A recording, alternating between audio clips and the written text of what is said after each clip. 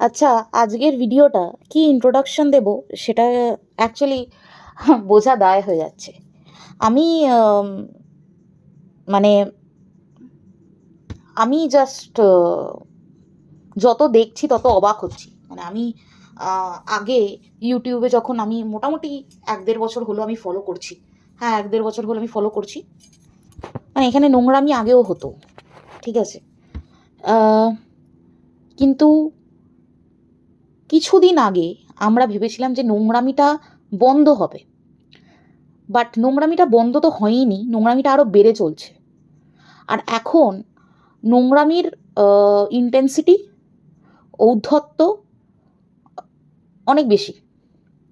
কারণ এখন কোথাও না কোথাও একটা সাপোর্ট, কারোর একজনের সাপোর্ট বা কোনো পলিটিক্যাল পার্টির সাপোর্ট এইসব কাজ করছে।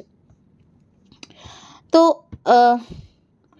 কি বলবো, কোথা দিয়ে শুরু করব, মানে সত্যি কোনো ভাষা নেই। এবার আজকে যাকে নিয়ে বলবো সেই ভদ্রলোক আমাকে নিয়ে অনেক নোংরা কথা একসময় বলেছিল। শুধু আমাকে নিয়ে বলেনি, আমার মাকেও তোলা হয়েছিল। ঠিক আছে? এইবার প্রথমত সেটার পেছনে সেটার পেছনে কিন্তু অন্য ব্যাপার আছে, অন্য গল্প আছে। কিছু মানুষ তাকে ইগনাইট করেছিল, কিছু মানুষ তাকে ধুয়ো দিয়েছিল। তাদের মধ্যে একজন ছিল যে বেসিক্যালি নিজেকে ভিকটিম সাজিয়ে কান্নাকাটি করে তাকে বলেছিল, একটা একটা গল্প সাজিয়ে বলেছিল আমার সম্বন্ধে। তার সাথে আরও মানুষ ছিল। তো সেই জন্য সে যেহেতু ওভার প্রোটেক্টিভ তার কো ক্রিয়েটার্সদের প্রতি, তাই জন্য আমাকে সে টার্গেট করে। সে আমাকে আর আমার মাকে অনেক অনেক নোংরা কথা বলে। এইবার আমি তাকে কমেন্টে ভিডিও করেও আমি বলেছি, আমি নোংরাভাবে বলিনি, বাট আমি বলেছি, উদ্দেশ্য করেছি যে হ্যাঁ, জিনিসটা যেটা হয়েছে সেটা একদমই ঠিক হয়নি। তারপরে সুজাতাদি যখন স্টেপ নেয়, তখন আমি সুজাতাদির সাথ দিই।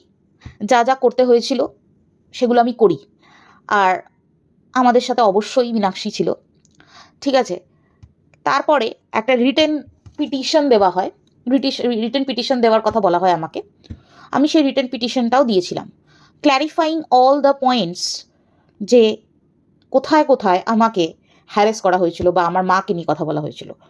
কিন্তু আমাকে এফআইআর যখন করতে বলা হয়েছিল বা বলেছিল যে এফআইআর করতে হবে, তখন আই স্টেপ ব্যাক।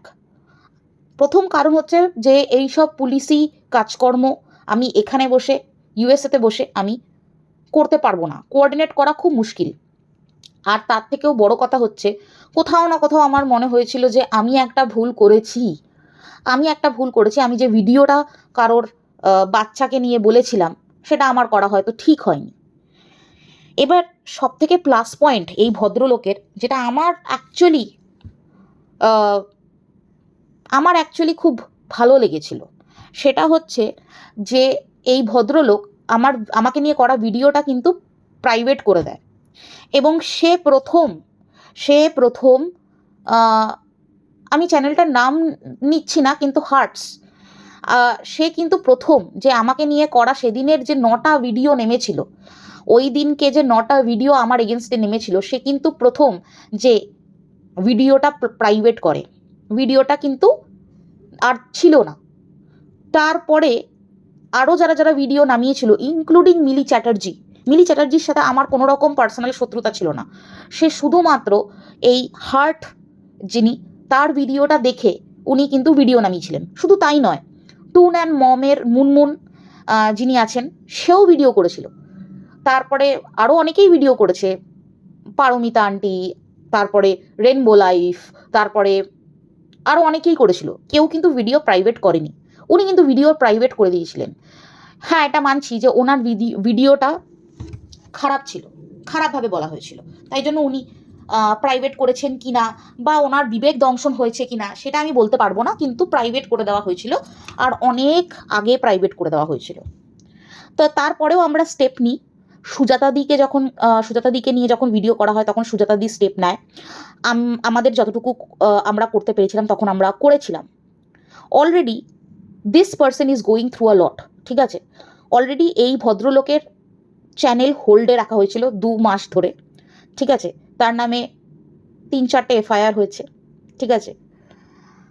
তো আমি আর চাইনি যে আমার তরফ থেকে আর কোনো রকম সাজা উনি পান, কারণ আমি এটাতে বিলিভ করি না যে মানুষকে কোনো রকম পানিশমেন্ট দিয়ে তাকে ঠিক করা যায়। আমি এটাতে বিলিভ করি না। পানিশমেন্ট কাদের দেওয়া যায়? দেখুন, উনি একটা সংসারী মানুষ, ঠিক আছে। উনি একটা সংসারী মানুষ।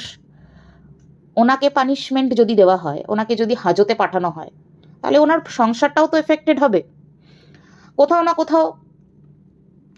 ধরুন যে উনি যদি একদিনও উনি যদি 1 দিন বা 2 দিন উনি বিহাইন্ড দ্য বার্স থেকে আসেন, মানে জেলে থেকে আসেন আর কি, তাহলে কোথাও না কোথাও সেটার ইম্প্যাক্ট তার ছেলের লাইফে পড়বে, তার নিজের কর্মজীবনে পড়বে। কি দরকার, কি প্রয়োজন? আর কোথাও না কোথাও আমি এটাতে বিশ্বাসও করি না যে শাস্তি বা পানিশমেন্ট একটা মানুষকে বদলে দিতে পারে। যতক্ষণ নিজের মধ্যে চেতনা বা যতক্ষণ নিজের মধ্যে সেই ধারণাটা তৈরি না হচ্ছে যে না, এটা আমার উচিত নয়, এটা আমি করতে পারি না, বা এটা আমাকে মানাচ্ছে না, ততক্ষণ কোনো রকম কোনো punishment is not going to help that, ঠিক আছে। প্রচুর জেলখাটা আসামি, ঠিক আছে, আবার জেল থেকে বেরিয়ে একই ভুল করে, একই জিনিস করে, ঠিক আছে। তো এটা আমার সাইকোলজি। আমি এমনিতেও ক্যাপিটাল পানিশমেন্টে কোনো দিন বিলিভ করিনি। সত্যি কথা বলতে আমি পানিশমেন্টে বিলিভই করি না। আমি এটাতে বিলিভই করি না।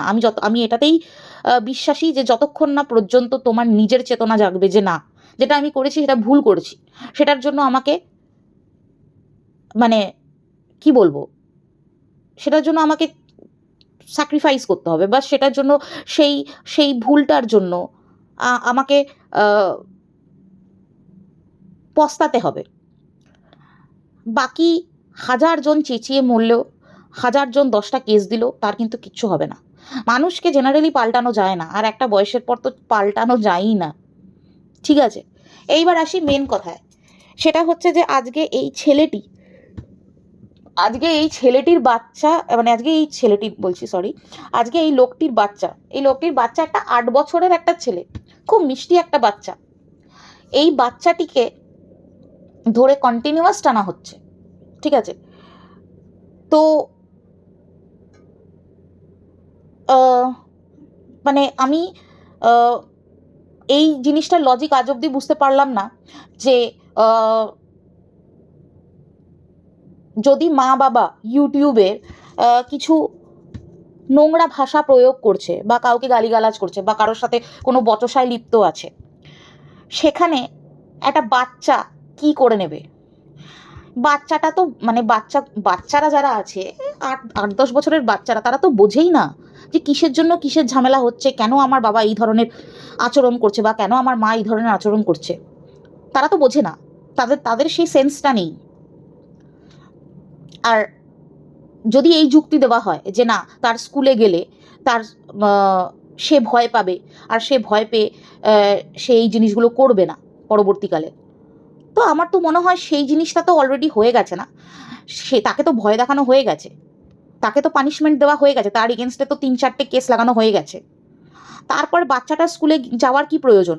বাচ্চাটার স্কুলে গেলে কি তার বাবার চরিত্রে কোনো পরিবর্তন আসবে, না তার বাবার মানসিকতায় কোনো পরিবর্তন আসবে, না তার বাবার স্বভাবে কোনো পরিবর্তন আসবে? আসবে না, তো তাড়াতাড়ি আসে না, যতই আপনারা শাস্তি দিন না কেন। যেটা প্রয়োজন সেটা হচ্ছে এই ভদ্রলোকের নিজের চেতনা জাগরণের প্রয়োজন। সেটা যতক্ষণ না হচ্ছে ততক্ষণ শাস্তি দিয়ে কোনো লাভ নেই। আর বাচ্চাটির স্কুলে যাওয়া হচ্ছে একদমই ইললজিক্যাল একটা চিন্তাভাবনা। কারণ বাচ্চাটির স্কুলে যখন যাওয়া হবে তখন প্রিন্সিপাল বা আদার টিচার, বা টিচার্স,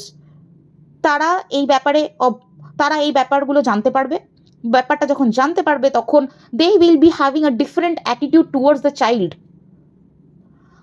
ধরুন কোনো রকম কোনোভাবে একজন টিচার, ঠিক আছে, তার ইনফেরিয়র মেন্টালিটি, সে কন্টিনিউ বাচ্চাটাকে এইভাবেও অ্যাটাক তো করতে পারে যে তোর বাবা বা তোমার বাবা তো এই ধরনের কথাবার্তা বলে, এই ধরনের ভাষা প্রয়োগ করে, তাহলে তুমি বা কি শিখবে, তুমি তো ওই ঘর থেকেই বিলং করো।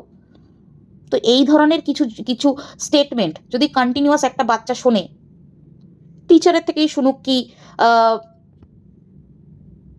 আদার স্টুডেন্টস, ফেলো স্টুডেন্টসদের থেকেই শুনুক, তাতে কিন্তু এক্সেপশনালি বাচ্চাদের মেন্টাল স্টেট খারাপ হয়। বাচ্চারা বাচ্চারা জানেই না যে কেন হচ্ছে আমার সাথে এটা, কি কারণে হচ্ছে। দে গোস থ্রু আ লট। আমি এই জিনিসটা বলতে পারছি কারণ আমার নিজের সাথে এই ঘটনাটা ঘটেছিল। আমার বাবার যেহেতু আমার বাবা প্রচণ্ড রাগী ছিলেন, আমার বাবা প্রচণ্ড স্ট্রিক্ট একজন মানুষ। তো আমার মনে আছে যে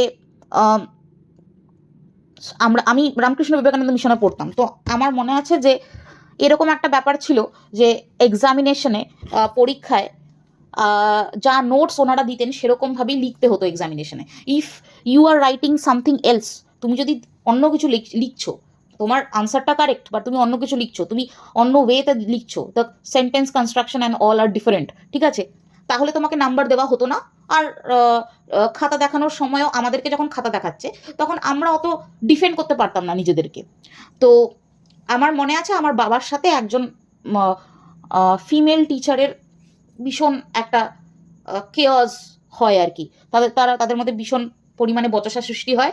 আর আমার বাবা আমাকে স্কুল থেকে বার করিয়ে নিয়ে আসে। আমি তখন ক্লাস 4 না 5-এ পড়ি, ঠিক আছে, না 4-এ পড়ি, বার করিয়ে নিয়ে আসে। এইবার বাবার জেদ, বাবা 4-এ আমাকে বার করিয়ে নিয়ে আসে, আমাকে একটা বছর কোথাও পড়ায়নি, ঠিক আছে, আমি বাড়িতে বসেছিলাম, নিজে পড়িয়েছে। তো তারপরে 5-এ আবার ওই স্কুলেই অ্যাডমিশন টেস্ট দিয়ে আমাকে ঢুকিয়েছে, আর আমি 1 নম্বরে নাম ছিল, আমি ঢুকেছি, ঠিক আছে। যখন ঢুকেছি, এভরি টিচার ইউজ টু, মানে এটা হয়তো বললে হয়তো লোকজন বিশ্বাস করবে না, আই থিঙ্ক 1-2জন বাদ দিয়ে প্রত্যেকটা টিচার আমাকে টার্গেট করতো এটা বলে যে যে স্কুল ছেড়ে গেছিলে, আবার কি মুখে এখানে এসছো, এরকম ধরনের অদ্ভুত অদ্ভুত কথা আমাকে শুনতে হয়েছে। আমার সেই অবস্থায় মানে আমি বোঝাতে পারতাম না যে আমার এখানে কি দোষ। আমি একবারের জন্য বলিনি যে আমার নাম্বার আমাকে বাড়াতে হবে, বা মানে আমি যা পেয়েছি আমার তার থেকে বেশি নাম্বার চাই, আমি বলিনি। আমার বাবার ইচ্ছে ছিল যে, মানে আমার বাবার মনে হয়েছে যে না, আমাকে যে নাম্বারটা দেওয়া হয়েছে সেই নাম্বারটা ইজ অ্যাবসলিউটলি নট পারফেক্ট, আমি এর থেকে অনেক বেশি ডিজার্ভ করি। কিন্তু বাবা তখন খাতা দেখতে চেয়েছে, খাতা দেখানো হয়নি, এই নিয়ে নানান ঝামেলা হয়েছে, তো সেটা তো আমি জানি না। বাট এই ধরনের ব্যাপারের জন্য আমাকে অনেক কিছুর মধ্যে দিয়ে যেতে হয়েছে। ইভেন মানে টিচার্সদের থেকে শুনে শুনে, ক্লাস 5 মানে অনেকটাই বড়, ঠিক আছে, তো টিচারদের থেকে শুনে শুনে অনেক ফেলো স্টুডেন্টসরা আমাকে বলতো যে তুই এসছিস কেন আবার, তোর তো আসার দরকার ছিল না, হ্যাঁ তোর বাবা না বড় মুখ করে নিয়ে চলে গেছিলো, এরকম টাইপের। তো আই ওয়েন্ট থ্রু দ্যাট। আমি জানি যে মানুষের জায়গা চেঞ্জ করলে, আমি যে একটা বছর আমি কোনো রকম স্কুলেই পড়িনি, আমি পুরো ক্লাস 4টা পড়িনি, ঠিক আছে, মানে আমি বাড়িতে বসে থাকতাম। Obviously I went through a lot change in mental state. তখন তো এই ডিপ্রেশনের ব্যাপারে বুঝতাম না। বাট এটা অবভিয়াসলি ঘটেছিল আমার সাথে, যে আমার সাথে বন্ধু বান্ধব ছিল না, আমাকে বাড়িতে বসে থাকতে হতো, সবাই স্কুলে যেত, আমি স্কুলে যেতে পারতাম না। কাইন্ড অফ এরকম মনে হতো যে না, আমাকে সাসপেন্ড করে দেওয়া হয়েছে বা কিছু। আমাকে বাবা কোথাও ভর্তিই করায়নি একটা বছর, কারণ টাইম পেরিয়ে গেছিল, কোথাও ভর্তি হওয়া যাবে না। 4-এ ওরমভাবে কাউকে ভর্তি নেয় না, 5-এ নেয়, 1-এ ভর্তি নেয়, 5-এ ভর্তি নেয়, আবার 11-এ ভর্তি নেয়। ওইভাবে অনেক মানে ভালো ভালো স্কুলগুলোতে ওরকমভাবে ভর্তি হয় না, যে প্রত্যেক ক্লাসে ওরমভাবে ভর্তি হয় না। কিছু কিছু ডিফাইন্ড ক্লাসেসে ভর্তি হয়, অ্যাডমিশন হয়। বাট বাকি মানে তুমি ক্লাস 6 বা 7-এ ভর্তি হতে পারবে না। তো এটা আমি জানি যে মেন্টাল স্টেট অনেক বেশি হার্ম হয় এই ধরনের কিছু হলে। আর ভাবুন তো, কোথাও আজকে যদি মানে এক দলবল নিয়ে ওই বাচ্চাটার স্কুলে কেউ পৌঁছে যায় আর বলে যে তোমার মানে এই বাচ্চাটার বাবা এই ইউটিউবে এই ব্যাপার করছে, প্রথমত আমি এই জিনিসটাই বুঝতে পারছি না যে এখানে বাচ্চাটা কি করবে। এখানে বাচ্চাটা কি করবে? আর প্রথম কথা, লজিক্যালি একটা বাচ্চা সব থেকে বেশি টাইম স্পেন্ড করে হচ্ছে স্কুলে। মা বাবা বাড়িতে যতটুকু মা বাবার সাথে টাইম স্পেন্ড হয় তার থেকে অনেক বেশি টাইম স্পেন্ড করে হচ্ছে তারা স্কুলে। তো স্কুলে একটা অ্যাডভার্স কন্ডিশন বা একটা সিচুয়েশন তৈরি করে কি লাভ হবে? আর সব থেকে বড় কথা, এই সব করে বাচ্চাটার মা বাবা তো চেঞ্জ হয়ে যাবে না, বদলে যাবে না। বাচ্চাটার বাবা ওই ব্যক্তিই থাকবে, তাকে বুঝতে হবে, তাকে ভালো হতে হবে। কিন্তু স্কুলে কমপ্লেন করে কি হবে? স্কুলের দুটো ডিসিশন হতে পারে। একটা হচ্ছে যে তাকে বলতে পারে, তাকে বলতে পারে, বাচ্চাটির বাবাকে বলতে পারে যে আপনি এই ধরনের অ্যাক্টিভিটিস করতে পারেন না সোশ্যাল মিডিয়াতে। একটা এটা, যেটা প্রবাবিলিটি অনেক বেশি কম। আরেকটা বলবে যে আপনি আপনার বাচ্চা টিসি নিয়ে চলে যান, আপনি আপনার বাচ্চা টিসি নিয়ে চলে যান। প্রত্যেক বছর আমাদের কাছে প্রচুর স্টুডেন্ট আসে ভর্তি হওয়ার জন্য। আপনার একার বাচ্চার জন্য বাকি স্টুডেন্টদের ক্ষতি আমরা করতে পারবো না, কারণ টিচার্সরা চাই না রেসপন্সিবিলিটি নিতে। কেন নিতে যাবে?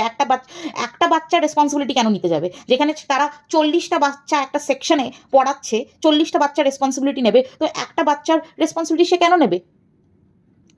সে যদি মানে এই জিনিসটা এই জিনিসটা ডিসিশন নেয়, স্কুল যদি এই জিনিসটার কনক্লুশনে পৌঁছয় যে এই বাচ্চাটির মা বাবা খারাপ, এই বাচ্চাটি একটা খারাপ অ্যাটমসফিয়ারে বড় হচ্ছে, তাহলে আমার দরকার নেই, বাকি বাচ্চাদের সাথে আমি রিস্ক নেব না। স্কুল বলে দেবে যে আপনি টিসি নিন, বাচ্চা নিন, আপনি অন্য জায়গায় ভর্তি করান আপনার বাচ্চাকে। তো সেখানে গিয়ে কি হবে? বাচ্চাটা তো সাফার করছে at the end of the day. ইউটিউবে মানুষ কি করছে কি করছে না সেটা নিয়ে কারো স্কুলে চলে যাওয়া, কারোর অফিসে চলে যাওয়া, এগুলো একদম বেসলেস, একদম বেসলেস। ধরুন একজন মহিলা ইউটিউবে গালাগালি দিচ্ছে বা ইউটিউবে কাউকে নিয়ে নোংরা কথা বলছে, আপনি তার হাজব্যান্ডের কাজের জায়গায় চলে যাচ্ছেন, কাজের জায়গায় চলে গিয়ে আপনি কমপ্লেন করছেন, তাতে কি হবে? তাতে হবেটা কি? আজকের দিনে ম্যারেজ ইজ এ ইনস্টিটিউশন, কারোর কোনো আধিপত্য নেই কারোর উপর। মানে হাজব্যান্ডের আধিপত্য নেই স্ত্রীর উপর, আর স্ত্রীর আধিপত্য নেই হাজব্যান্ডের উপর। তাই যদি ওয়াইফ ইউটিউবের পর্দায় কোনো রকম নোংরামি করে বা কোনো রকম উল্টোপাল্টা বিহেভিয়ার করছে, গালি দিচ্ছে বা লোকজনকে উল্টোপাল্টা কিছু বলছে, হাজব্যান্ড এখানে কি করবে?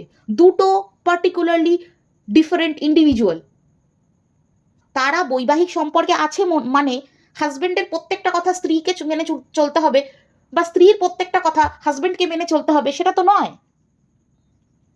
আর একজন ভদ্র মহিলা বা ভদ্রলোক যারা ইউটিউবের পর্দায় আরো 10টা মানুষকে গালাগালি করছে বা উল্টোপাল্টা কথা বলছে, তাদের কি ম্যাচিউরিটি লেভেল আসেনি?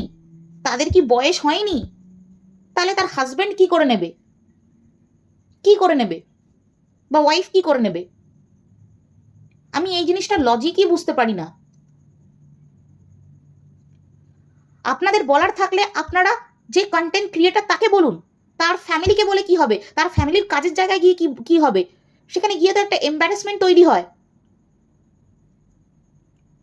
এই যে সুতপার হাজব্যান্ডের কাজের জায়গায় গিয়ে একটা ড্রামা ক্রিয়েট করা হলো, সুতপার হাজব্যান্ড এখানে কি করবে? সুতপার এগেনস্টে কি করবে? সুতপা যদি কোনো রকম নোংরামো করে ইউটিউবের পর্দায়, বা আমি ধরে নিলাম সুতপা আপনাদের কথা নোংরামো করছে, উল্টোপাল্টা লোকজনকে নিয়ে বলছে বা যাই হোক, মিথ্যে বলছে বা যাই হোক, যেটা আপনাদের হিসেবে, সেখানে সুতপার হাজব্যান্ড কি করে নেবে? Sutapa is a matured woman, Shutopa is a mature woman and she has attained the age to think, to realize.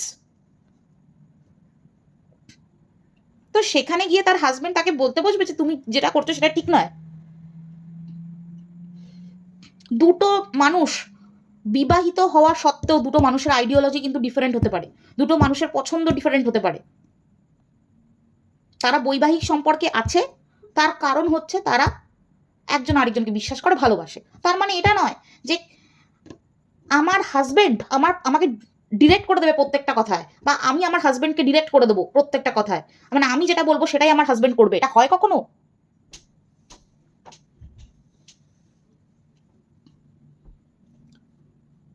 এই ইললজিক্যাল কথাবার্তাগুলো আমার কাছে কোনো ডেফিনেশন নেই ভাই। কাজের জায়গায় চলে যাওয়ার তো কোনো রকম ডেফিনেশনই আমি খুঁজে পাই না, কোনো রকম লজিকই আমি খুঁজে পাই না। আর একটা বাচ্চা স্কুলে চলে গিয়ে কি হবে, একটা বাচ্চা তো জানেই না, বোঝেই না। হাজব্যান্ড ওয়াইফ তাও তো বোঝে যে না ঠিক আছে, আমার আমার এখানে এখানে আমার বউ দোষী বা এখানে আমার বর দোষী। বাচ্চাটা কি করবে? আর সব থেকে বড় কথা হচ্ছে এত নোংরাভাবে বলা হচ্ছে, এত নোংরাভাবে বলা হচ্ছে, আমি বলতে চাই না যে কি বলা হয়েছে।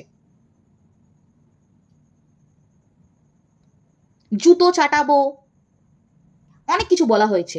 এগুলোকে এগুলোকে ইউটিউব পরিষ্কার করা বলে? এগুলোকে ইউটিউব পরিষ্কার করা বলে? এটা আগেও যা হতো এখনো তাই হচ্ছে, বরঞ্চ এখন বেশি হচ্ছে। হ্যাঁ, তারপর আসি সেকেন্ড পয়েন্টে, মানে আপনারা এখনো কোন যুগে বাস করছেন? কোন যুগে বাস করছেন?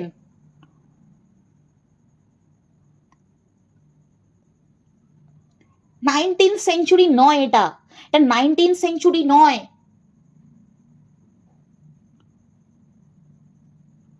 একবার বলছেন যে ভারত ভারত 3 ট্রিলিয়নের ইকোনমি ধারণ করছে, আর আরেকবার বলছেন যে বয়স্ক মানুষ মাছ মাংস খাবে কেন? বয়স্ক মানুষ মাছ মাংস খাবে, কিভাবে খাচ্ছে বয়স্ক মানুষ?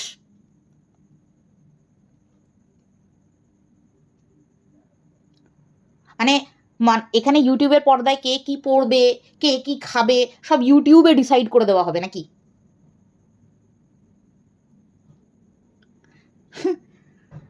মানে আমি অবাক হয়ে যাচ্ছি জাস্ট ভেবে, মানুষ এখনো অবধি কোথায় পড়ে আছে, আর আমরা কোথায় এসে আমরা ভিডিও করছি, কোথায় এসে আমরা আমাদের ওপিনিয়ন রাখছি, আমাদের ওপিনিয়ন আদেও কেউ বোঝে?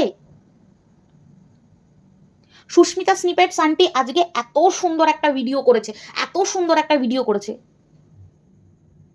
But unfortunately Sushmita aunty, unfortunately আপনার কথা কেউ বুঝতে পারবে না, এখানে কেউ বুঝতে পারবে না, অশিক্ষিততে ভরে গেছে জাস্ট। একজন সমাজ সেবিকা সে বলে দেবে যে একজন মহিলা সে কি খাবে কি পড়বে সে বলে দেবে, খাবে কি সেটাও বলে দেবে। কোথায় নিয়ম আছে, কোথায় আপনারা দেখাতে পারবেন কেউ আজকাল বিধবা হলেও মাছ মাংস খায় না?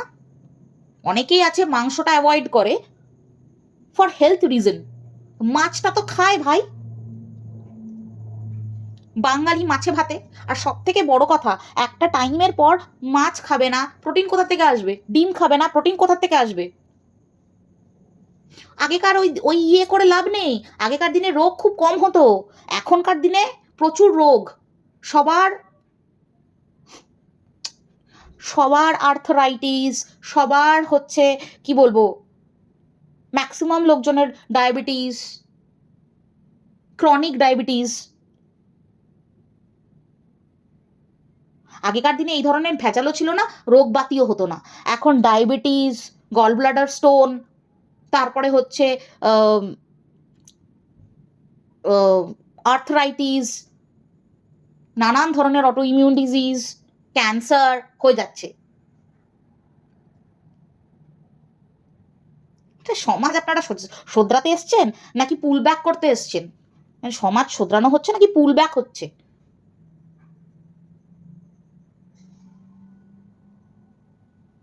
বাচ্চাদেরকে টানা হচ্ছে লাইভে বসে, একজন কন্টেন্ট ক্রিয়েটার আরেকজন কন্টেন্ট ক্রিয়েটারকে বলছে যে ল্যাটা মাছ মুখে দিয়ে বসে থাকো, বসে থাকিস, ল্যাটা মাছ মুখে দিয়ে বসে থাকিস। এই সব কথা বললে কি মানুষ বোঝে না যে ল্যাটা মাছ মুখে দিয়ে বসে থাকিস মানেটা কি? এবং তারা আবার তৎক্ষণাৎ পরক্ষণেই নিজেকে ডিফেন্ড করে বলছে আমরা কি কখনো খারাপ ভিডিও করি, আমরা কি কখনো খারাপ কথা বলি, এদের জন্য বলতে হয়, এরা যখন বলে তখন বলতে হয়। মানে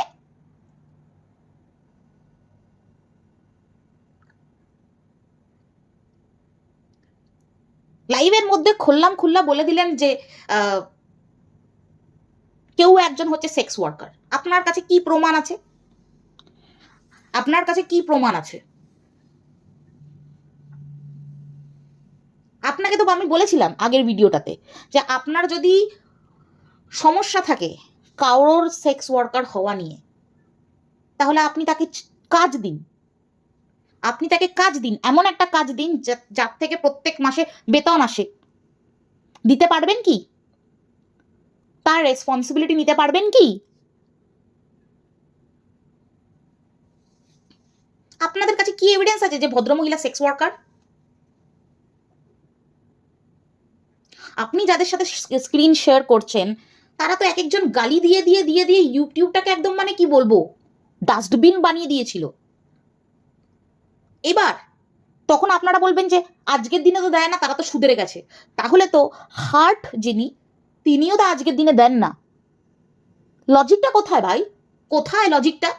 আর হ্যাঁ, সীমা সীমা মজুমদার ভাই, একটা কথা আমি বলছি, ঠিক আছে? লজিক তো নেই, আপনার কোনো ভিডিওতে লজিক থাকে না, আপনি শুধু চেঁচাতে পারেন।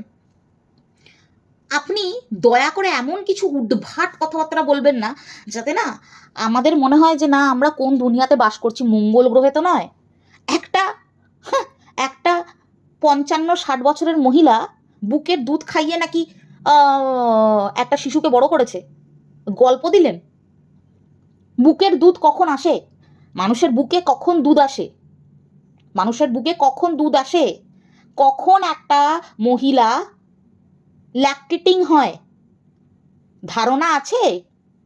এই যে আপনারা গন্ড মূর্খ না, আপনাদের কোনো ধারণা নেই, কিন্তু ইউটিউবের পর্দায় এসে বড় বড় হাঁকতে হবে, তাই তো? কখন একটা একটা মহিলার বুকে দুধ আসে জানেন? প্রেগনেন্ট হলে। প্রেগনেন্ট হওয়ার পর ডেলিভারি যখন হয়, প্রেগনেন্ট হওয়ার পর ডেলিভারি যখন হয় তখন ম্যামারি গ্ল্যান্ডে দুধ আসে, ল্যাকটেটিং হয় মহিলা। তো ওই বয়স্ক ভদ্রমহিলা সন্দীপ মশাইয়ের মা, সে কবে কখন বাচ্চা ডেলিভারি করলো যে তার বুকে দুধ আসলো, সে তার বুকের দুধ খাইয়ে তার নাতিকে বড় করেছে? কথাবার্তা বলেন, ভেবে বলেন না। আপনি তো 2 বাচ্চার মা, আপনার তো বোঝা উচিত যে কখন বুকে দুধ আসে কখন দুধ আসে না। অজ্ঞানতার পরিচয় আর কত দেবেন? আর আজকে আমি একমত সুস্মিতা আন্টির সাথে। এই সব জোর জুলুমের এগেনস্টে সবাই এক হন, এই সব জোর জুলুমের এগেনস্টে সবাই এক হন, সবাই এই এই জোর জুলুমের এগেনস্টে রেসপন্ড করুন, বসে থাকবেন না। অন্যায় মানুষ করে, অন্যায় মানুষ করে, অন্যায় মানুষের অন্যায়ের প্রতি শাস্তি হয়ে গেলে শাস্তি হয়ে যায়, তাকে সারা জীবন ভর শাস্তি দেওয়া যায় না। আর অন্যায় কোনো বাচ্চা করেনি তাই তাকে টানা যাবে না, তার জীবন নষ্ট করা যাবে না। কোনো মহিলাকে লাইভে আন্তাবৃষ সেক্স ওয়ার্কার বলা যাবে না যতক্ষণ না আপনারা রেসপন্সিবিলিটি নিয়ে তাকে কোনো রকম কর্মসংস্থান করে দেন। তো আপনারা যতক্ষণ পারছেন না ততক্ষণ আপনারা বলতে পারেন না সে তার সংসার চালাচ্ছে, যেভাবেই চালাক সে তার ব্যাপার।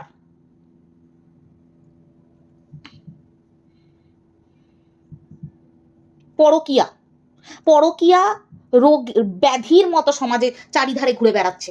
একমাত্র এই মেয়েটি টিনা, আপনারা এর পেছনে পড়ে গেছেন। যার সাথে স্ক্রিন শেয়ার করেন সে করেনি, সে নিজের মুখে স্বীকার করেছিল যে সে করতো। একজন 42-43 বছরের মহিলা যদি পরকিয়া করতে পারে একটা 22-23 বছরের মেয়ে, কোন তফাৎ? কিসের তফাৎ? আমি একবারের জন্য বলছি না যে পরকিয়া করাটা উচিত বা আমি পরকিয়াকে সাপোর্ট করছি না, একদমই করছি না, সমাজ বিরোধী একটা কাজ। কিন্তু আপনি যাদের সাথে স্ক্রিন শেয়ার করেন তারাও তো করে, কেন তাদের তাদের তাদের ব্যাপারগুলো কেন ঢাকছেন? কারণ আপনাদেরকে কিছু মানুষকে হাইলাইট করতে হবে, কিছু মানুষকে পেডেস্টালে রাখতে হবে, তাই জন্য আপনারা কিছু মানুষকে পেডেস্টালে রাখছেন। আর কিছু মানুষকে মাটিতে চিপে মারছেন। এইভাবে তো চলতে পারে না, এইভাবে চলতে পারে না। এইসব না ন্যায় ওই বিএনএস ফিএনএস যাই হয়ে যাক না কেন, যাই এসে যাক না কেন, right to speak, right to live কোথাও যাবে না।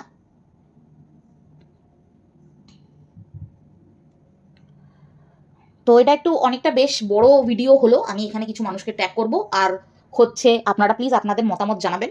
আমি জানি না এই ভিডিওটার পরে আমার প্রতিও হয়তো অনেক রকম স্টেটমেন্ট আসতে পারে। It's okay, it's okay.